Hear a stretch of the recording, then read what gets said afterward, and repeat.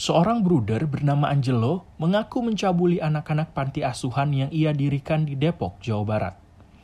Kolaborasi Tirto dan The Jakarta Post mendengar kasus ini pada Juli 2020 dan memutuskan untuk menelusurinya lebih dalam. Mengapa? Sebab meski pelaku ditangkap Polres Metro Depok pada 14 September 2019, ia bebas 3 bulan setelahnya. Angelo kemudian dikabarkan membuka panti asuhan baru dan mulai merekrut anak-anak lagi. Muncul kecemasan bahwa kasus serupa akan terulang. Sementara itu, para korban belum mendapatkan keadilan. Siapa itu Bruder Angelo dan bagaimana ia mengecoh gereja dan negara? Begini penelusuran kami.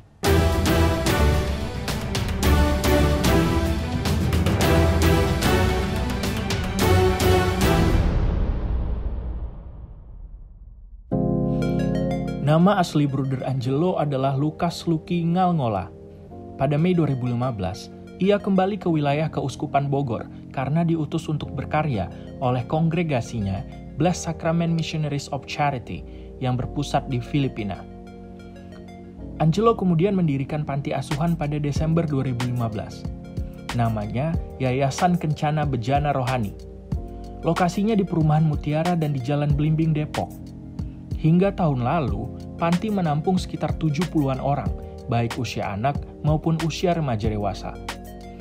Di luar ia boleh tampak baik, namun bagi penghuni panti asuhan, Angelo adalah predator seksual dengan julukan kelelawar malam. Mengapa? Karena Angelo selalu mengenakan jubah dan penutup wajah serba hitam saat mencabuli anak-anak panti. Angelo sering melancarkan aksinya saat anak-anak tertidur. Berkali-kali ia ketahuan, meminta maaf dan memohon agar kasusnya tidak dibawa ke kepolisian. Tapi berkali-kali juga ia mengulangi perbuatan yang sama. Di satu titik, anak-anak panti amat ketakutan. Mereka tidak bisa tidur nyenyak. Mereka sampai mengganjal pintu kamar dengan tempat tidur tingkat yang terbuat dari besi. Namun, entah bagaimana caranya, Angelo tetap bisa menerobos. Anak-anak panti tidak tahan. Ada yang kabur, berjalan kaki lebih dari 20 km ke rumah saudaranya di Celengsi karena jadi korban kekerasan Angelo. Sebut saja Bardo. Bardo kerap dipukuli Angelo dengan bambu penyangga jemuran pakaian dan kayu rotan. Dan ia bukan satu-satunya korban. Ada banyak anak panti lain yang jadi langganan pelecehan maupun kekerasan fisik. Sayangnya, pelaporan ke sejumlah pihak mentah. Akhirnya setelah mengumpulkan keberanian dan diyakinkan bahwa ada banyak pihak yang mendukung, 3 orang korban melapor ke pihak kepolisian pada 13 September 2019. Keesokan harinya, Angelo ditangkap.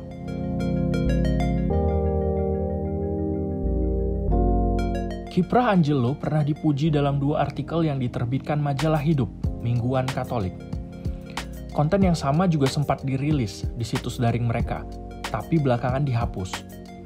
Isinya tentang bagaimana Angelo punya agenda kunjungan reguler ke pemukiman pemulung, panti jompo, hingga menampung puluhan anak-anak dari keluarga miskin. Tidak ada yang menyangka, di balik itu semua, orang Tanimbar ini menyimpan rekam jejak gelap. Yang tak kalah mengejutkan, status brudernya ternyata tidak valid. Angelo tidak bisa memberikan statuta maupun bukti sahih dari kongregasinya. Reverendus Dominius Yohanes Drianto dari Keuskupan Bogor sempat mengultimatum Angelo untuk tidak memakai embel-embel bruder selama melakukan kegiatan sosial. Angelo dikatakan menangis setelahnya, tapi kemudian ia tetap memperkenalkan diri ke publik sebagai bruder. Tidak hanya itu, Keuskupan Bogor mengatakan Angelo sebenarnya hanya diberi izin mengajar dengan masa uji coba 3 bulan. Namun, Angelo melanjutkannya dengan membuka panti asuhan. Saat kasusnya terungkap media, Keuskupan Bogor membuat surat pernyataan yang diedarkan internal. Isinya sejalan dengan klarifikasi-klarifikasi di atas. Pendeknya, kejahatan yang dilakukan Angelo adalah kesalahan personal, alias tidak ada kaitannya dengan tanggung jawab gereja.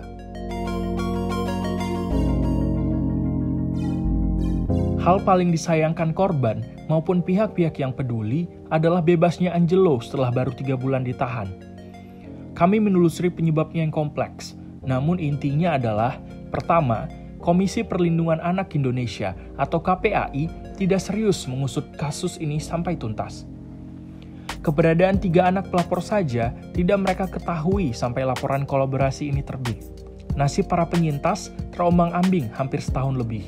Dan kedua, Polres Depok gagal melengkapi berkas penyidikan untuk membawa kasusnya ke pengadilan. Selama ditahan, Angelo menulis surat perjanjian menyerahkan pengasuhan anak, termasuk fasilitas panti, kepada warga awam gereja Katolik bernama Darius Rebong. Hal ini diketahui Keuskupan Bogor, yang mengaku tak bisa melarang anak-anak diurus Darius, meski di saat bersamaan sudah tahu rekam jejak Angelo. Angelo menghirup udara bebas pada 9 Desember 2019. Pada 14 April 2020, ia mendirikan yayasan baru dengan nama Fajar Cahaya Harapan. Lokasinya di Villa Pamulang, Tangerang. Penelusuran tim kolaborasi, 24 Agustus kemarin, Angelo terlihat di Palangkaraya. Kami mendapati Angelo masih mengenakan jubah bruder saat melaksanakan upacara 17 Agustus, di mana beberapa anak asuh menjadi petugas dan peserta upacara. Setiap kali kami mencoba berkomunikasi dengan Angelo, ia tak pernah merespon. Entah via pesan, telepon, atau saat kami mendatangi kediamannya. Yang tak banyak orang tahu, Angelo juga kini mengganti namanya, menjadi Bruder Giovanni Ngalngola. Tim kolaborasi Tirto dan The Jakarta Post mengibaratkan kasus Angelo sebagai kasus besi panas. Semua orang tahu, tapi tidak ada yang secara serius atau berani menyentuhnya. Kami meminta pendapat Mami Sri Supatmi, kriminolog dari Universitas Indonesia. Mami mengurai kejanggalan dalam kasus ini dalam 3 poin. Pertama, kasus tidak bisa berhenti begitu laporan dicabut. Kasus Angelo adalah delik biasa, bukan aduan, sehingga polisi berkewajiban mengusutnya sampai tuntas. Kedua, gereja tidak bisa cuci tangan, terutama terkait nasib anak-anak panti yang dulu di bawah naungan Angelo, bruder palsu yang masih menggunakan nama Katolik. Ketiga, KPAI, Kemensos, Kementerian PPPA, dan LPSK tak bisa lepas tangan. Setelah menelantarkan kasus nyaris setahun, negara harus bertanggung jawab pada pemenuhan hak korban, terutama hak mereka sebagai anak. Pelaku sangat jahat, kata Mami. Ia mengeksploitasi kemiskinan anak, menyalahgunakan kepercayaan anak dan orang tua anak, mengeksploitasi agama, identitas religiusitasnya untuk secara sistematis dan terencana melakukan kejahatan kepada anak, baik seksual maupun non-seksual.